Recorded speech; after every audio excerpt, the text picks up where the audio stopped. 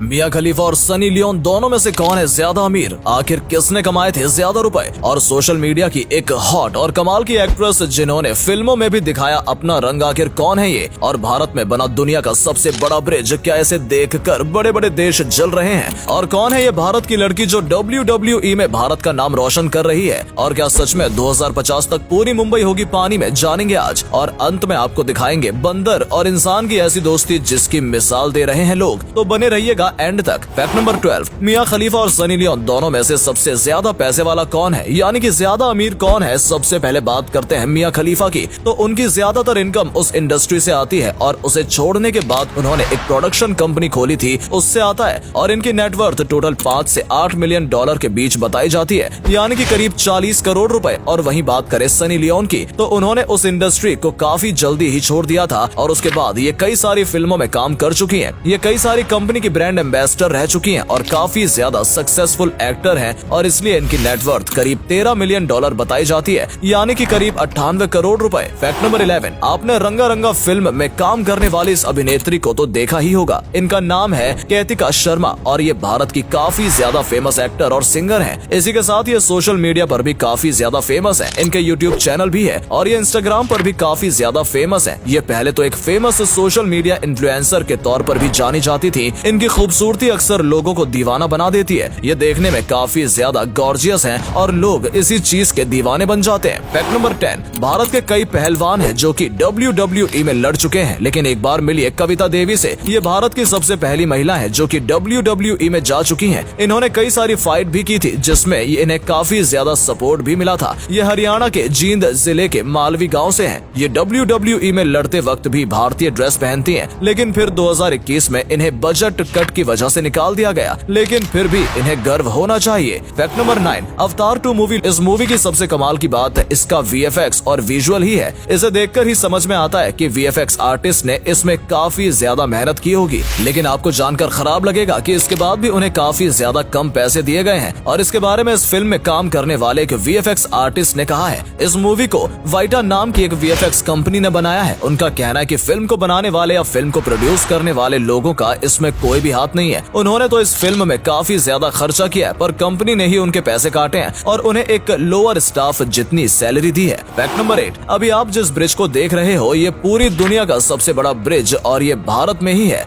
ये भारत को कश्मीर से और भी ज्यादा बेहतर तरीके से जोड़ता है। इस ब्रिज का नाम चेनाब ब्रिज है। ये इतना ज्यादा बड़ा है कि इसके अंदर आईफिल टावर भी फिट आ सकता है और फिर भी जगह बचेगी। और इसके अंदर 4 से ज्यादा कुतुब मीनार आ जाएंगे और इतना ज्यादा बड़ा होने के साथ साथ ये बहुत ही ज्यादा ताकतवर है। भूकंप के साथ बम भी इसका कुछ नहीं बिगाड़ सकता। ये इंडिया के ट्रांसपोर्ट को तो बेहतर बनाता ही है, लेकिन उसी के साथ हमारी सेफ्टी के लिए भी काफी इम्पोर्टेंट है। ये हमारे सैनिकों को भी काफी ज्यादा मदद करेगा। फैक्ट नंबर 7, ताजमहल यानी कि प्यार की निशानी। चाहे लोग जितना भी भला बुरा कहें, लेकिन इसे बनाने में यकीनन बहुत ही ज्यादा मेहनत की गई है और काफी सारे पैसे खर्च किए गए थे। इसमें इस्तेमाल की गई छोटी से छोटी चीज को दूर दूर से लाया गया था, यानी कि इसे बनाने में बिल्कुल भी कॉम्प्रोमाइज नहीं किया गया था। क्या राजस्थान और क्या अफगानिस्तान, पत्थर से लेकर चूना तक हर एक चीज जहां सबसे बेस्ट मिलती है वहीं से लाई गई थी। मुमताज के जाने के बाद भी अकबर राजपाट संभालते थे, लेकिन अब उनके अंदर वो आग नहीं रही थी। वो तो राजपाट को भी छोड़ देना चाहते थे, लेकिन अपनी प्रजा का ख्याल रखना भी उनका धर्म है जिसे वो नहीं छोड़ सकते। फैक्ट नंबर 6, BR चोपड़ा की महाभारत में अर्जुन का किरदार निभाने वाले फिरोज खान ने महाभारत सीरियल में एक्टिंग करने के बाद अपने नाम को बदलकर सच में अर्जुन कर लिया था और उनका कहना था कि वो बहुत ही ज्यादा भाग्यशाली हैं कि उन्हें भगवत गीता के बारे में पता चला। उन्हें गीता के ज्ञान को सुनने और अर्जुन का किरदार निभाने का मौका मिला। उनका ये भी कहना था कि भगवत गीता किसी धर्म की किताब नहीं है, बल्कि ये सब लोगों के लिए है और ये सबको पढ़नी चाहिए। फैक्ट नंबर 5, वानर राज बाली इतने ज्यादा ताकतवर थे कि उन्होंने रावण को भी हरा दिया था। उनके पास ऐसी शक्ति थी कि वो जब भी लड़ाई में उतरते थे तो सामने वाले की आधी शक्ति उनके पास चली जाती थी। और जब उन्होंने हनुमान जी को श्री राम के बारे में भला बुरा कहकर लड़ाई के लिए ललकारा,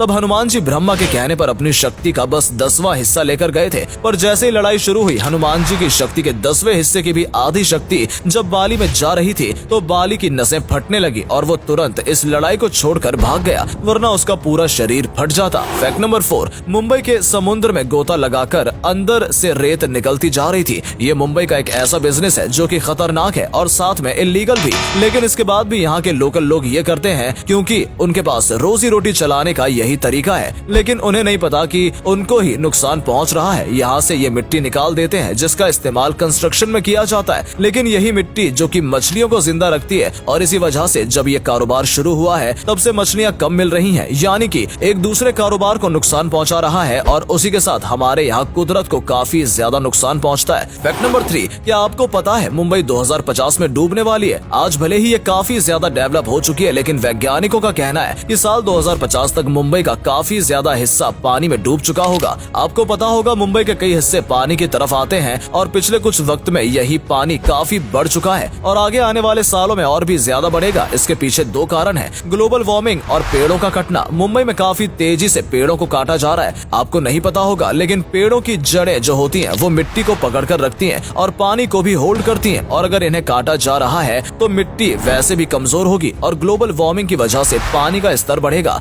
और मुंबई का काफी ज्यादा हिस्सा पानी में चला जाएगा। फैक्ट नंबर 2, आपने इंसान और बंदर के बीच की कई लड़ाई देखी होगी, लेकिन क्या कभी आपने बंदर और इंसान की ऐसी दोस्ती देखी है? ये बंदर इस व्यक्ति का पालतू बंदर है और आप देखिए ये किस तरीके से खाना खाता है। इसे जब ये नॉर्मल तरीके से फल दे रहा था तो ये बंदर खाना ही नहीं खा रहा था। इस बंदर का खाना खाने का स्टाइल काफी अलग है, लेकिन ये इन दोनों के बीच के प्यार को बताता है। वाकई में ये काफी गहरी दोस्ती है। फैक्ट नंबर 1, मुंबई के मखदूम बाबा के दरगाह में जब उर्स की शुरुआत होती है तो पास के पुलिस थाने में पुलिस आती है और डेली इस तरीके की परेड निकालती है। इस परेड के बाद वो दरगाह में चद्दर भी चढ़ाती है। इसके बाद पुलिस पूरे मुंबई में चक्कर लगाती है। आप कह सकते हैं कि एक तरीके से वो पहरा देती है और फिर रात को पुलिस फिर यहीं आती है। हर साल एक फिक्स महीने में उर्स की शुरुआत होती है।